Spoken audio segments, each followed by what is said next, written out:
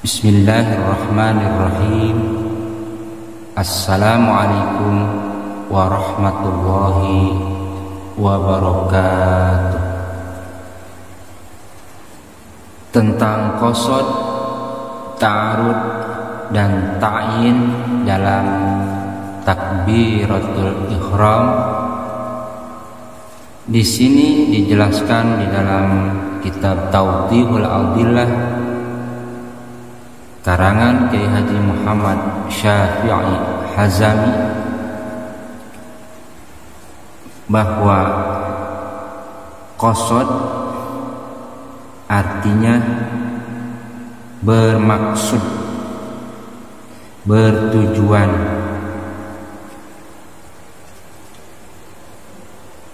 Dalam lafaz usolli niat sembahyang.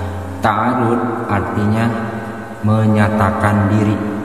Dalam hal ini menyebutkan kefarduannya dalam sholat, seperti dalam lafaz fardu. Ta'yin artinya menentukan. Dalam hal ini menentukan dengan menyebut nama sholatnya, seperti zuhur, asar, maghrib, isya atau subuh.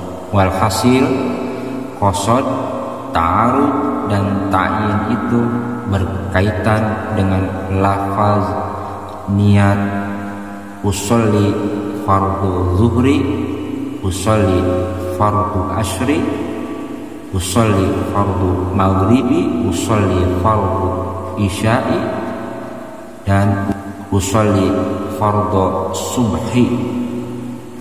Jadi kesimpulannya, ketiga perkara inilah yang disebut hakikat niat. Kalau niat sebagai rukun sholat, maka logislah di dalamnya terdapat qasad, ta'arud dan ta'yin, karena fungsi niat adalah membedakan antara perbuatan yang biasa atau sehari-hari dengan amal ibadah. Dan untuk membedakan kedudukan ibadah yang wajib dan sunnah, juga membedakan antara waktu zuhur, asar, maghrib, isya dan subuh.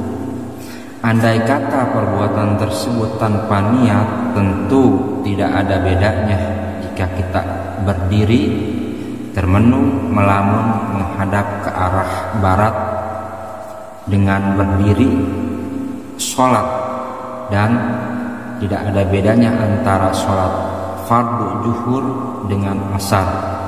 Yang membedakan semua itu adalah niat, dan niat itu tempatnya adalah pada permulaan ibadah, sebagaimana yang dikatakan oleh Ibnu Ruslan di dalam Zubadnya, waqti biha makrunatan bil awali, dan lakukanlah niat itu padahal bersamaan dengan permulaannya ibadah. Awal sholat adalah takbiratul ihram, maka disitulah diletakkan imbiasul qalbi, bangkitnya hati atau gerakan jiwa yang mengarah kepada sholat, yang kalau dikaji satu persatu secara ilmiah jadilah uraian qasad, ta'arud dan ta'yin itu. Sebenarnya bukanlah hati Anda membaca kata-kata sahjaku sholat zuhur, karena hal itu adalah hadisun nafsi, cerita hati. Tetapi yang dimaksud dengan niat adalah bangkitnya hati, kebangkitan hati, bukan cerita hati. Kebangkitan hati itu jika dikaji satu persatu dapatlah diutarakan sebagai kata-kata sahjaku sembahyang zuhur. Untuk ini dapatlah kami berikan sedikit contoh. Umpamanya Anda mengambil uang dalam kantong untuk beli kerupuk atau lainnya.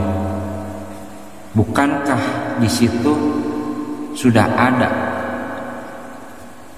gerakan hati, bangkitnya hati yang menghadirkan jual beli kerupuk atau lainnya, termasuk penerimaan dan pembayaran? Maka kebangkitan hati di kala itu, gerakan hati di kala itu, jika diuraikan, dapatlah dikatakan seperti sahjaku mengambil uang dari kantong celana untuk keperluan membeli kerupuk. Walaupun demikian, bukankah hati Anda tidak membaca kalimat-kalimat itu? Tetapi getaran hati Anda itu, demikianlah uraiannya. Maka inilah yang dimaksud oleh kata nazam, ya sa'iliya an syurutin niyatu al qasdu wa ta'yinu wal fardiyah. Hai orang-orang yang bertanya tentang syarat niat, yaitulah qasad, ta'yin, dan menentukan kefarduannya.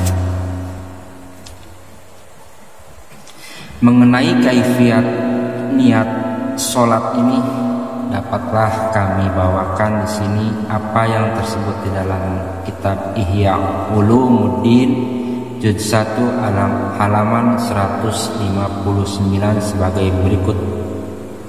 Summal yuhdirin niyatu, kemudian hendaklah seorang itu menghadirkan niat, wa huwa an yanwiya fil zuhri masalan, dan yaitulah bahwa niatkannya pada sembahyang zuhur, umpamanya wa yaqulu biqalbihi uaddi faridatal zuhri lillah, dan dikatakannya dengan hatinya, aku tunaikan fardu zuhur karena Allah.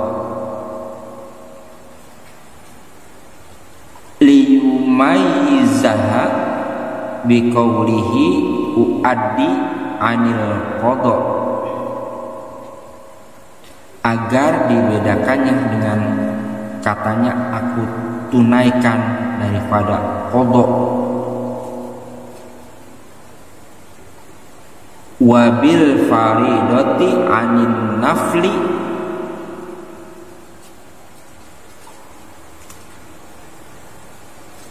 dan dengan katanya fardu daripada sunnah.